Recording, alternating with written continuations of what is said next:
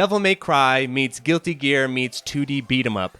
Can these three elements work together? Slave Zero X is one of those games that strikes me as fan fiction-y in the way it openly wears its influences on its sleeves and how excited it is to share its influences with its player base. It has that Mugen edge to it where you can tell the developer sat down and thought, well, what would it be like if I put Devil May Cry in a 2D setting? Or what would it be like if I took Guilty Gear and placed it in a beat 'em up setting? And in some ways, I think the question it's asking is something that a lot of us have wondered, and it is absolutely an interesting question that got my attention, being a fan of Guilty Gear, being a fan of Devil May Cry, and definitely being a fan of 2D beat 'em ups. The thing about this type of project, though, and this type of genre blending and mechanical blending, is that you have to be very careful when you recontextualize mechanics, especially from different genres, because there are some mechanics that will work in a fighting game that won't exactly work very well in a 2D beat 'em up.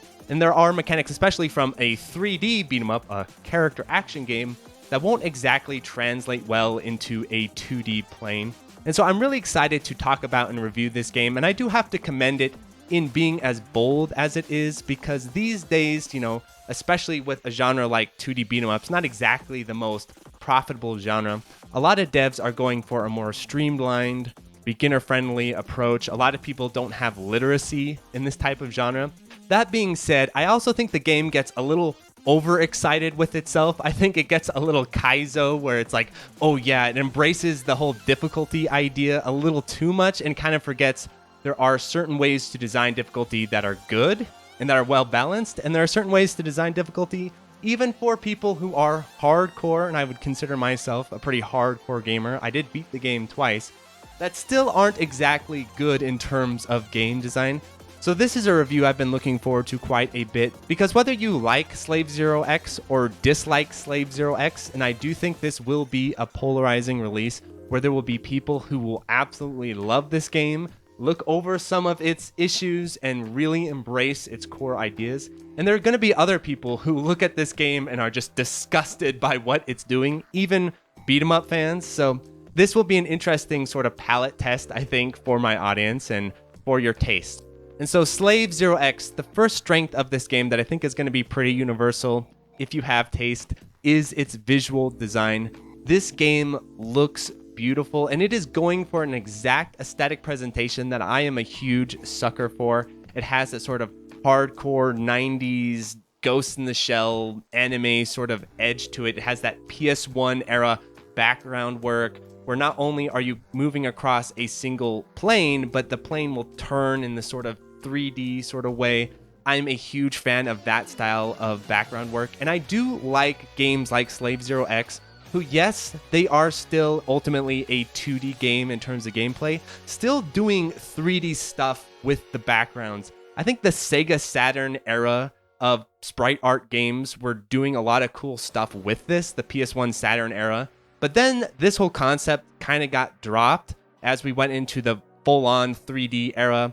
And then when 2D games made a comeback later on, they, really embraced the sort of SNES, NES aesthetic, the 16-bit aesthetic. And so this era of kind of blending the two, blending 2D and 3D in interesting ways, was something I was very interested in. So a game doing that is always going to get my attention. I also like the added gore and sort of harder edge to the game. I'm getting really tired of beat 'em ups and fighting games these days, getting more and more like cartoonish and kid-friendly, and I get it, because that probably gets you more sales, and this genre is viewed as more of like a throwback nostalgia type of thing. So making something bloody and violent probably isn't the smartest move commercially, but I think artistically it's a really cool move, and that's another aspect of this game I enjoy a lot. And so visually, I don't have many critiques for this game. I think it is a universal strength where even if you're not a fan of the level design or not a fan of the combat design, I think the way it presents itself visually is really impressive. The effects work, the background work, the character art, all of it. I just love this vibe. And so standing ovation there in terms of the visuals for this game. It was definitely the main hook for me when I was looking at the trailers. And even though there are a few visual issues here and there, especially at the end of the game, look at how jank that sprite is, bud.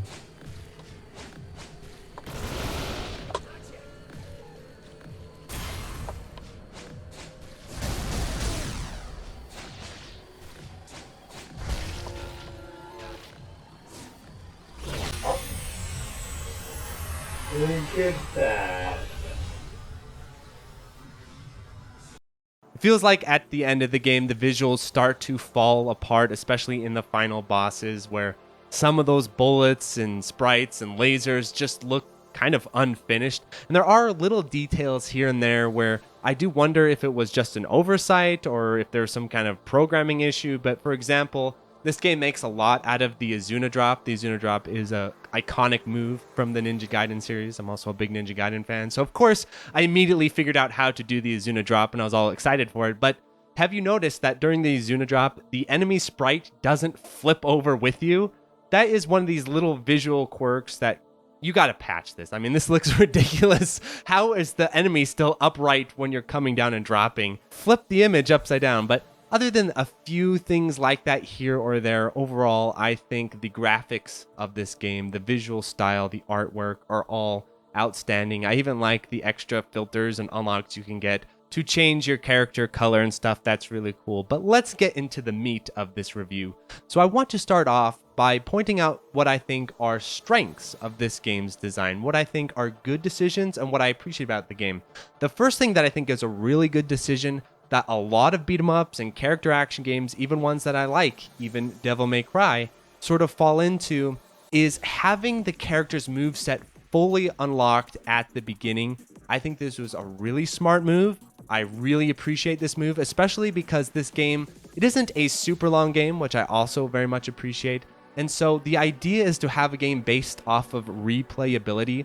And this whole RPG element of character action games is one of my least favorite things about them, because you have to ask yourself, when you play Devil May Cry 3, let's say you start up a fresh save, what is the definitive way to play that game?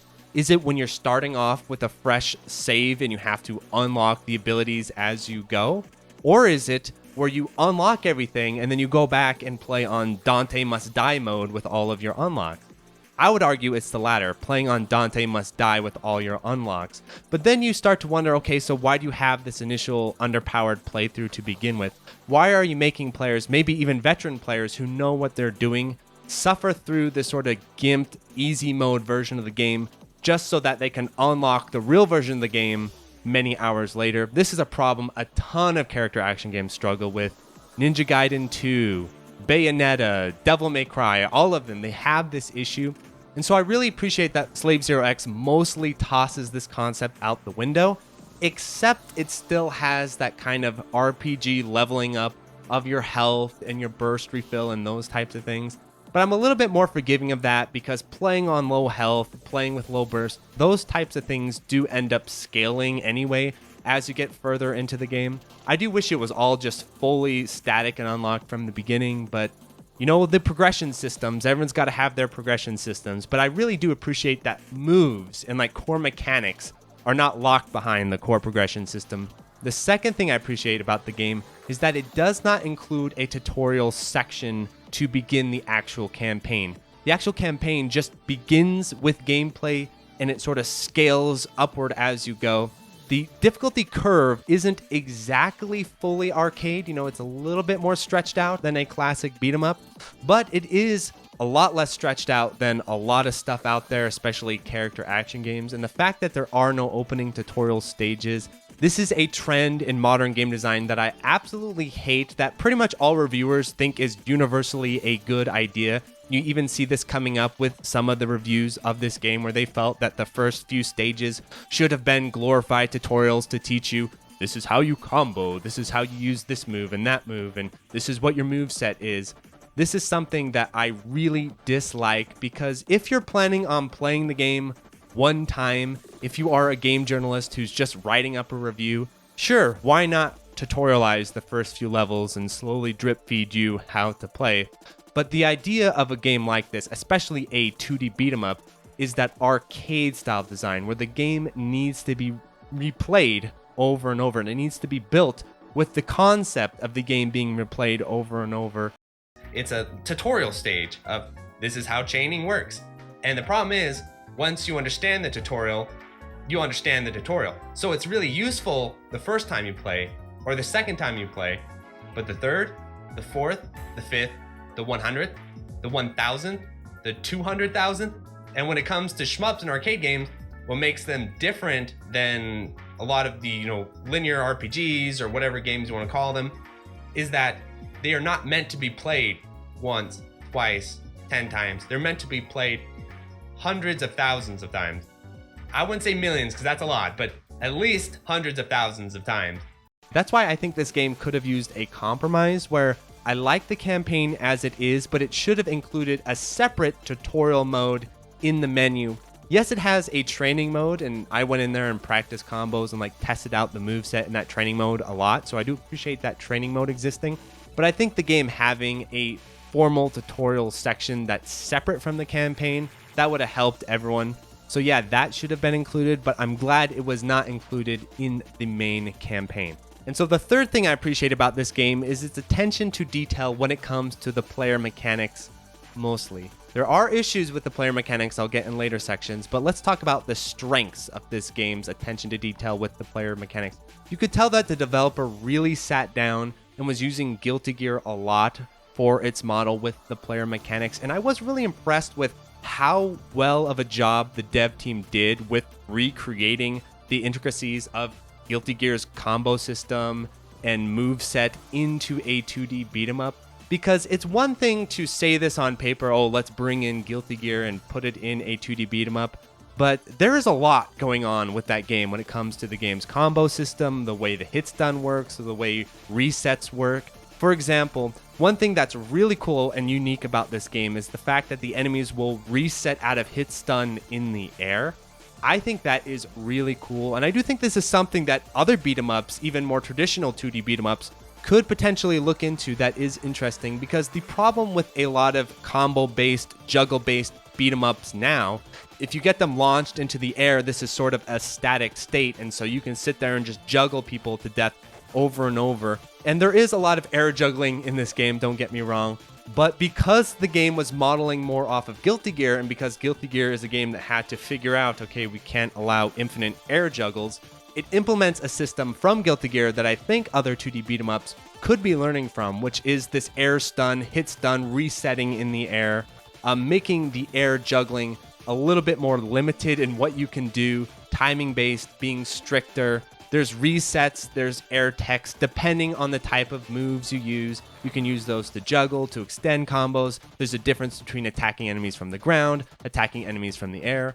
All of those intricacies from Guilty Gear, I think, were very well done in terms of being implemented into a 2D beat 'em up. So at its best, when the game is really working, there is a huge fun factor with the way you can manipulate moves and manipulate space both on the ground and in the air when you're putting together your juggles and combos, and you can kind of factor in comboing people into groups and then letting that drop, letting them reset, using that to space control, crowd control the screen. There are times in the game where this does come together and it does feel good and does feel fun. The problem is, and we'll get to this in the critiques later, is that this ends up getting a little bit too much overemphasized. The game is leaning too much into these player mechanics. But in terms of strengths, I do have to give the game credit for how detail-oriented it is with the offensive aspects of the player mechanics. The defensive aspects, I think, are more of a mess. But offensively, when you're striking, when you're pressuring, when you're comboing, that is when the game feels at its best. And I think that is where the developer put most of his time and attention and focus, is really recreating this combo game in a fun and satisfying way.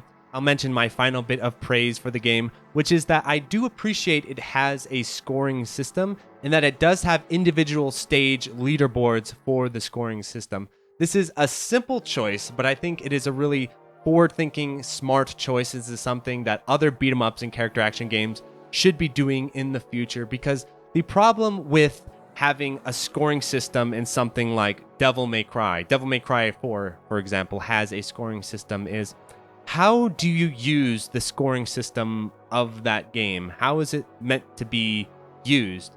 Most people, if they're going to try to score in Devil May Cry 4, which isn't that popular, are going to do it based on stages, of course, but there's no built-in stage leaderboard system to recognize this style of play formally. And so that is something about this game that I do appreciate a lot, is that it is formally recognizing stage-based scoring. Now, how the scoring system works and if the scoring system is overall that good, I'm a little bit more skeptical of, but the concept of having stage-based leaderboards is a really cool idea, and it already gives a lot more merit to the style and ranking system of the game. Because as much as people talk about playing Devil May Cry and getting your S ranks and how important it is to get your style ranks and SS ranks and all that, but in reality, how many people care about that all that much when they're actually sitting down and playing?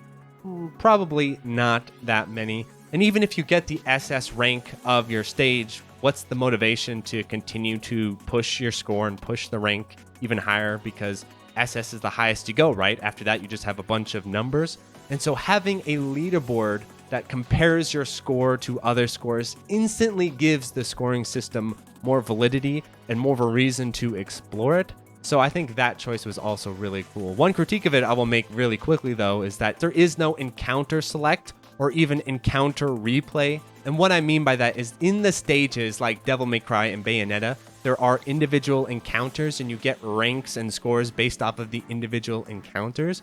But there is no option to retry the individual encounters, at least in terms of practice. I can understand if the developer doesn't want you to be able to retry the encounters for score, but there should be an option to retry the encounters and then drop the score or something so that you can practice the individual encounters, because it's a little bit absurd, especially in the later stages, where you can practice the initial encounters pretty easily restarting the stage, but the final encounters of like a long stage, how the hell are you supposed to practice those without grinding through the initial encounters over and over?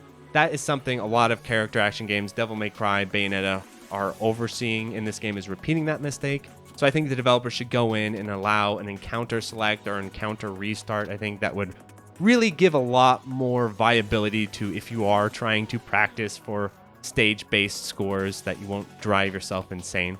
But now let's get to the critiques of this game. First of all, the difficulty. And no, I am not critiquing the fact that the game is difficult. I know that is something a lot of people will just outright say is, oh, the game is difficult, therefore that's a problem. That's not what I'm talking about. I really appreciate and really emphasize that games should be difficult, and that even if the initial mode of the game isn't difficult, there should be additional high difficulty options. And so the fact that the game has a high amount of difficulty and the fact that the game pushes you into that high amount of difficulty right away is not what I am critiquing. What I'm critiquing is the way the game goes around increasing the difficulty, the way the game balances its difficulty. Because once you get a feel for the moveset of the game, once you get a feel for how the neutral game is played, how the combo game is played, it is very easy and very quick that you can start to dominate the entire early phases of the game and kind of the core design of the game, because I think there was too much emphasis placed on the player mechanics and not enough emphasis placed on the enemy mechanics, the enemy design, the enemy AI. In a lot of cases, the enemy are just glorified punching bags that you just throw into the air, and you can do your combos on them and stuff, and that's really fun, but there's really not a whole lot of variety or resistance to that style of play. Once you understand, okay, I'm going to get the enemy on the tip of my sword, I'm going to slice them 3 times, I'm going to get the launcher, and I'm going to come in and I can do all kinds of variations of combos from that point, and you can have little variations of how you start the combos, but the overall game plan of getting everyone on one side and then comboing them all into giant piles, that becomes a little bit too easy and a little bit too streamlined, and I don't think the developer had a good amount of variety to counteract this style of gameplay. The developer tries, but I think the solutions the developer comes to, I don't think are very well done. The first solution, and kind of funny and troll, is the crosshair that appears on the screen. So the idea is like, okay, you want to sit here and combo people, I'm going to force you to move so that you can't just sit here and spam combos. The problem is that you can actually spam combos and move around the screen pretty comfortably once you get the hang of it. So that crosshair goes from being a challenge to more of just a thing on screen that trips you up here and there, but really doesn't add that much in terms of difficulty. The crosshair isn't hard. It's obnoxious at first, but once you understand it, it's really not changing the way the game's fundamentally played. And I think that's the problem with a lot of the difficulty decisions of the developer, where instead of the developer trying to push against the core over-dominant playstyle, he instead's just adding things in to make it a little bit more inconvenient, and in a way that I don't think complements good difficulty design. So for example, putting a crosshair on screen, I don't think that really does all that much. Another thing that I definitely don't approve of is the idea of like screwing around with visibility. So it's like, well, you can't do your streamlined OP combo if you can't see, right? So let's have sections where visibility is intentionally really bad, where you can't see what's going on behind enemy pillars or columns, or the screen goes dark. And I'm not someone with great vision to begin with, and I'm someone who's always pushed for games having the maximum amount of visual visibility as possible. And so this style of difficulty design, I think, is very janky and Mugen-y, and like a Kaizo game would do something like this. This feels ROM hacky, like let's make it hard to see. You know, this is something from like Donkey Kong Country. You know, those stages in Donkey Kong Country will turn the lights off. And I don't think of really adding that much in terms of challenge. It's just adding stuff in terms of annoyance. It's stuff like when you play Donkey Kong Country 3 and the game flips the controls, and so you have to play the stage with flipped controls. That seems like, oh, what an interesting amount of challenge, but in the end, it's just kind of a gimmick, and the trick is you just hold your controller upside down and bam, you're playing with normal controls again. These types of styles of difficulty I am not a fan of, and I don't think they should really work in kind of a more commercial-based game like this. This is stuff you would do in like a ROM hack, but I don't think it quite holds up in terms of a proper game. Instead, what the difficulty should have been doing is adding in more dynamic and tricky enemy design, and have enemies that come in that push against the fundamental style combat a little bit more. This happens later in the game, where you start to get people coming in with ranged, they come in with guns, and so you have to start target prioritizing the dudes with the guns. So that's a good example of added difficulty of let's bring in guys with guns. Let's bring in guys who throw grenades. Let's bring in guys who blow themselves up. These types of things that interrupt what you're up to. Another aspect of the game's difficulty that I don't much appreciate, and this is something that unfortunately is a very big trend in beat 'em up games today, is the inclusion of enemies with a bunch of armor. Luckily, the game isn't too crazy about this, but as you get further and further in the game, it starts to throw more enemies at you that are just armored. And the problem with including a bunch of these types of enemies, like in the undead stage, is that they are not actually adding that much more in terms of the core difficulty. What they are doing is they're just forcing you to play more lame. They're forcing you to just play a more spammy, safe playstyle.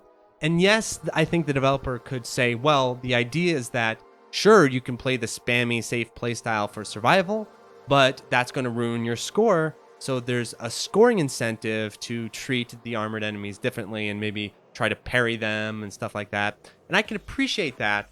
But as a developer, you're taking a big risk. The risk you're taking is that the scoring system and the scoring incentive is going to be high enough to counteract the lame, spammy survival incentive. You're putting two incentives to the player on screen. One incentive to survive, hang back, spam at a distance, be safe. It's not that hard, but you're not going to score that well. Or, okay, you're going to have to take a bunch of risks and do parries and do all these different things to get a better score. But is that ultimately rewarding enough for enough of the players out there? Are there enough players out there who are willing to play in that play style to get higher scores? I don't think so, especially in the case of that Doom stage. Because the game is individually based, you know, stage-wise, if I was going for scores, I would do that one like last. I would do that one when I had nothing else to do. And I'd focus more on the earlier stages and the stages with the enemies without super armor and without a bunch of like spammy type of things. So that style of enemy design I don't think is very good. And unfortunately, as the game progresses, this becomes the main way to increase the game's difficulty. And that brings us to another critique I have of this game, which is the player defensive options, the player recovery options. Because when I talked about how the game was really attention focused and did a good job of bringing over the offensive mechanics from Guilty Gear, I think the game got a little bit too married to bringing over Guilty Gear mechanics and forgot like Guilty Gear is a one-on-one game, in that some of these mechanics do not work in a beat 'em up, especially the air techs on the player's part. So there's going to come a lot of examples later in the stages if you're a newer player, where once you get launched, once you get hit, it's just kind of over. If you don't have a burst, it's just kind of over, because the air tech is terrible in this game. It is such a bad problem because you can try to do different things in the air, like you can try to go for a parry, you can try to drop down with a heavy attack to recover coming down from the air. The problem is that in the later stages, if you have 50 enemies underneath you, you can't parry all those hits from all these different directions, and they'll stuff out like a heavy drop attack. So you end up just getting comboed over and over and over in like this blender, and there's nothing you can really do about it that's that satisfying. The best solution that I've come to is you want to get like launched away from the group and you want to land.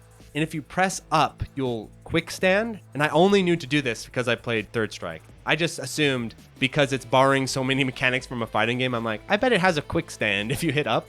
And it does. I don't even know if the game even tells you that this exists. I just guessed it because of playing fighting games. But anyway, you do a quick stand, and then you just do an EX attack for the iframes. Trying to air tech around things is really risky.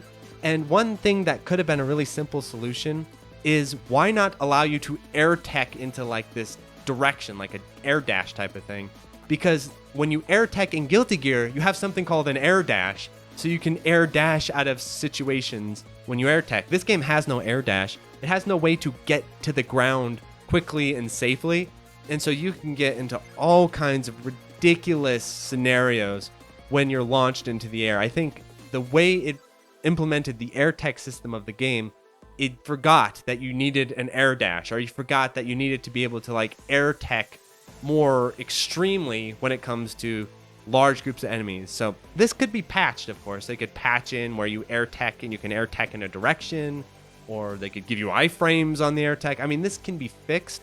But as it stands right now, it is an ugly mess. And I think, again, this is the type of thing where the developer was thinking, well, we want the game to be more difficult. So having a really punishing air tech system where you get launched and you're just going to get beaten the shit out of, like, that's hard, right? But I don't think that's the proper type of difficulty, because you don't want to punish a player for using a mechanic like this. Teching should not be a mechanic that gets like outright punished so heavily, because a lot of players are going to just assume you're supposed to do it.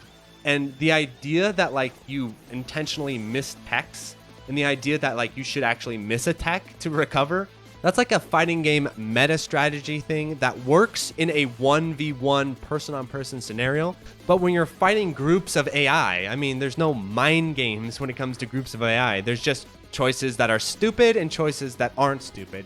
And I don't think with a single-player beat-em-up style game, you should intentionally include choices that are just stupid. You know, that's not good design in my opinion. That's a little bit, like I said, a little MUGEN-y, where it's a mechanic from a fighting game, but it doesn't apply in a beat-em-up game because there are no mind games. There's no mix-ups. You know, the computer is what the computer is, and there's ideas you should do and ideas you shouldn't do.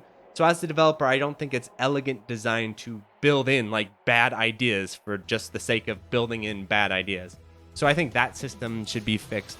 Another problem with the sort of Guilty Gear, Devil May Cry mechanics of this game is it brings in all of these mechanics from Guilty Gear and Devil May Cry. Like you have a burst. I think the burst was a really good idea. I think the burst needs to be buffed, to be honest, because especially in the later stages, you go for a burst and you only like take out enough people, but you still can't land.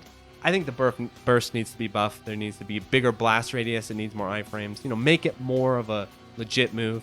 But the bigger problem is the Roman cancel and the devil trigger mechanic. So you have a button that has Roman cancel and it does devil trigger. And the way it works is if you press the button during hit stun, during an attack, then you will get the Roman cancel.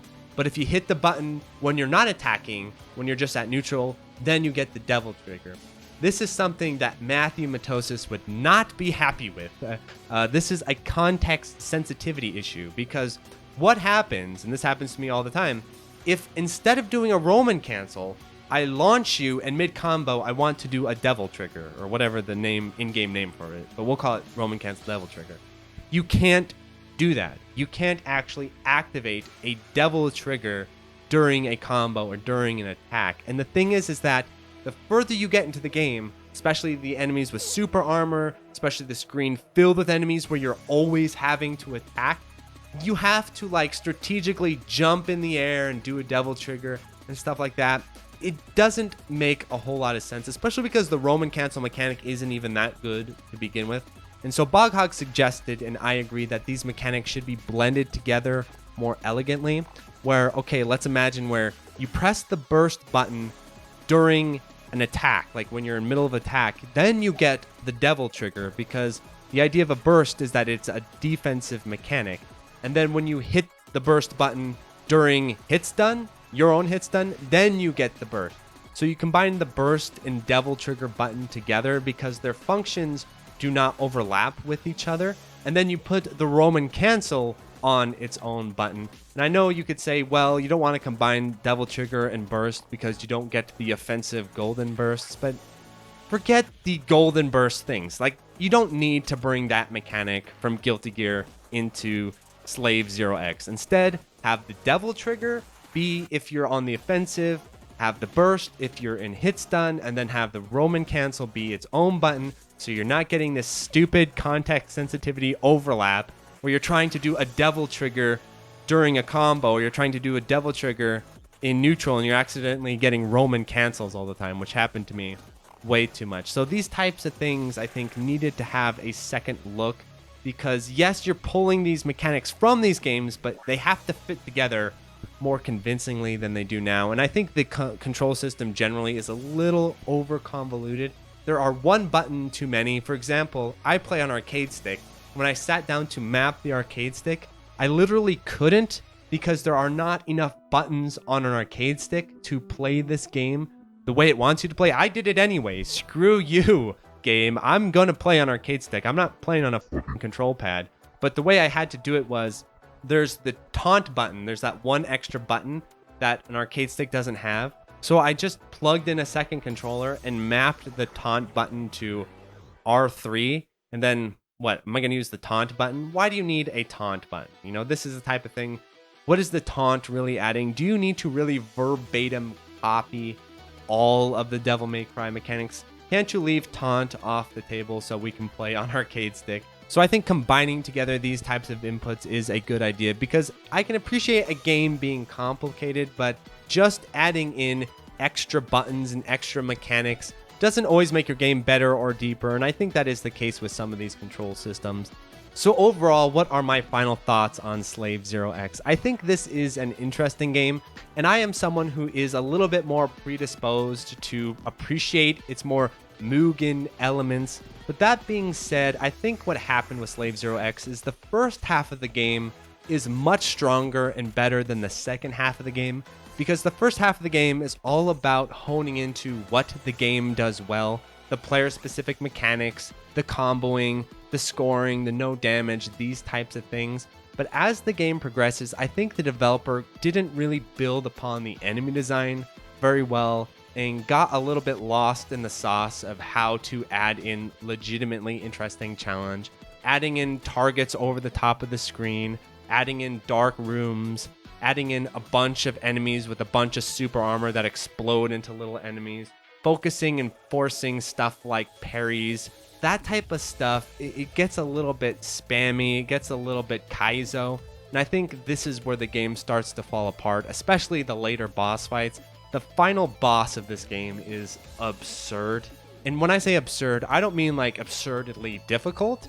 The final boss of this game isn't all that difficult. I'd say the final stage is far more difficult than the final boss because of the hyper armor, super armor enemies and dealing with them and dealing with their attacks and reaction times and stuff like that. But the final boss is absurd because it feels quite unfinished. There's a lot of attacks that are complicated and hard to dodge, but they're not well made in the sense of like pushing the player's memorization or pushing the player's reaction time or understanding of fundamental concepts. Instead, they rely on difficulty that is like quite spammy and random. You don't quite know what is coming. and you take a ton of hits during the final boss, but the hits don't do much damage. This is a telltale sign for me of a poorly balanced made boss, where if you have a boss and boss attacks and the way you balance them is just by reducing the damage, that means that they're fundamentally probably not that well designed. And so I think the final boss needs to be straight up reworked and like redone to be a bit more fundamental, where you can react to things, you can respond to things, make the damage higher, but make the patterns more readable, more telegraphed, you know, that type of thing. Because it feels quite chaotic and random and weird, and you can't even tell, like, am I hitting the boss? Am I not hitting the boss? It does feel quite unfinished, and that's not the type of difficulty you want. And you don't want it to be that players are improving at the rest of the game, but the bosses, they just roll their eyes every time they come on screen. And so, do I recommend Slave Zero X? This is actually quite a tricky game to recommend. I think a lot of people will have fun with it for the first few hours, but once that initial honeymoon section ends, this is now going to divide the player base. Because after the honeymoon of the first few stages and like first third of the game, then you're going to have a split where either you are willing to engage with the game on its terms and do exactly what the game wants you to do, or you're not. And I think this is where you're getting such divided reviews and such divided reception, because the game really wants you to play the game how it wants you to play it. And what that style is, as I learned through my second playthrough, is just overwhelmingly aggressive.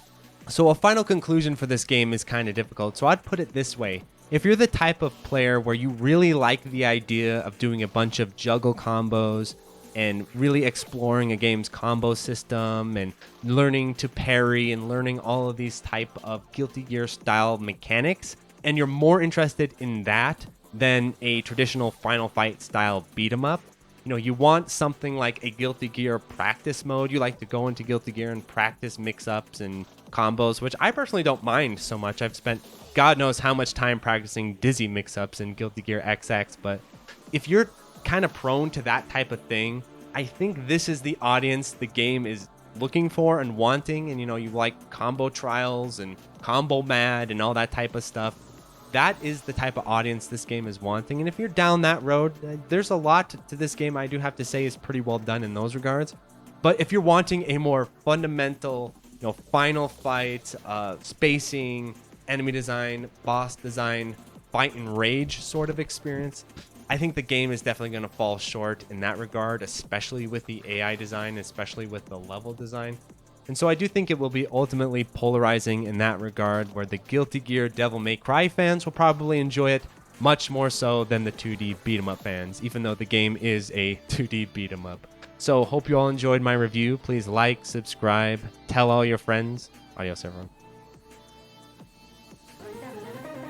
So thank you to the $5 patrons, 100, Accepting Panda, Admiral Coconut, Anhold, Alexander Pfeiffer, Anthony A, Arcade Hell, Arrow Viper, Auto-Named, Bean Pit, Bo, Ben, Beetle Dames, Boghog, Borky22, Chase Palumbo, Chris Yusufovich, Chronic Burnout 3, Clara Cliff, Climby Coyote, Coast, Coconut Crab, Color Boy, Cooksand666, Cook Some Soup, Krusty Boy, Des Audio, Dan Chi, Darren Griffin, Dave Hansen, David Crespo, Delta Tango 6, Dick Jones, Dingo, Disco Staslea, DJ420, Praise It, Dr. Bosky, Elias Alonso, Evan Serafit, Fabra, FCK, F Deluxe, Friskin, Frames Per Human, Francisco, Full Set, Game Boy Guru, Geese Machine, GPM, Gustavo Sanchez, Hausu, Jake Ryan, Jacob Valenzuela, JLab, JB RPG, Jink Hans, John Kelly, John Longwalker, K Horse, K2, Contain, Praise the Boys, Last of 7, Low Casting, Mieshpa, Blaze, Mars Bar, Matt O'Leary, Maz, Megadeth 859, Minung, Monroe, Nathaniel Davis, Neon Dagger Games, Okla Googles, Ospi, Pedro Perez, Psycho Blizzard, Queen Charlene, Ralph Trujillo, Raul VP, Real Skeen, Ren Halt's Time, Retro Schmupper, Rory Starks, Rolf015, Ryan Bartlett, Scanline City, Shazzy, Shmup Junkie, Sarah Pong, Spiders STG, Steady AI, Steve Fiction, Street Magic, Superfunk, Taze Ryu, The Boot Rex, The Dirty Screech, The N1, The Old Bensta, Toho Rizardi, Sugumo, 2YU, Twilight EX, Unikoi Roots, Ursula, Ushimushi, Vic Viper, Beautiful, Wabby Legs, Zachary Patton, and Zeal.